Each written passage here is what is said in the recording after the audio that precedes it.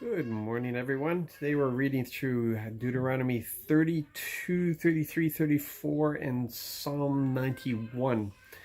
It seems like it's a rather lengthy process to prepare Israel for Moses' death.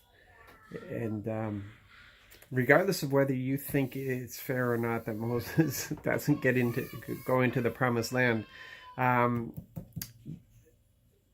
this is the only leader this generation has known, is Moses.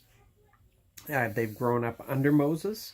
The parents have all died off, and now he's about to go, and this will be a hard transition. But it's a transition that in the process of this transition, the Lord is establishing with them again that He is their strength. Moses isn't. Moses did all that he was able to do because the Lord enabled him to. The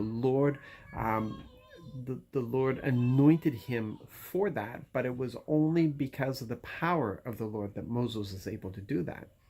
It's still Moses represented God to the people, and represented the people to God, and there's no doubt that there's a lasting impression there, and they're going to miss him. But as Moses goes, their strength remains because their strength is the Lord.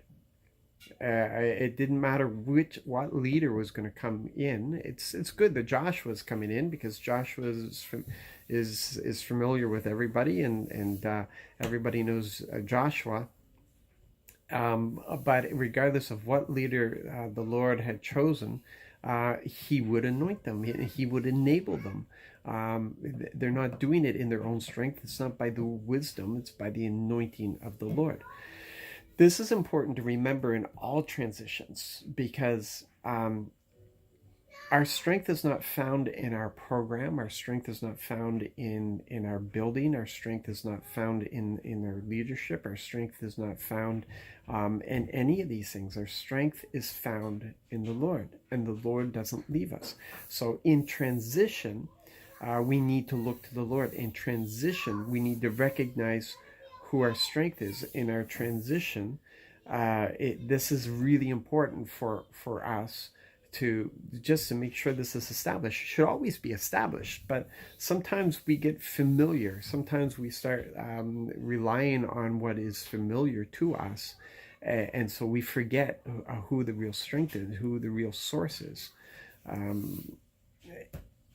The Israelites seem to have made that transition well, because we know what happens after this with Joshua. All they ever asked Joshua to do is to be faithful to the Lord, to do what the Lord commanded him to do, and then they would follow him. And yeah, so this is what we have to make sure that we do, that we stay within the direction, within the voice of the Lord, obeying him in everything, and all will go well. So you be blessed and be encouraged today.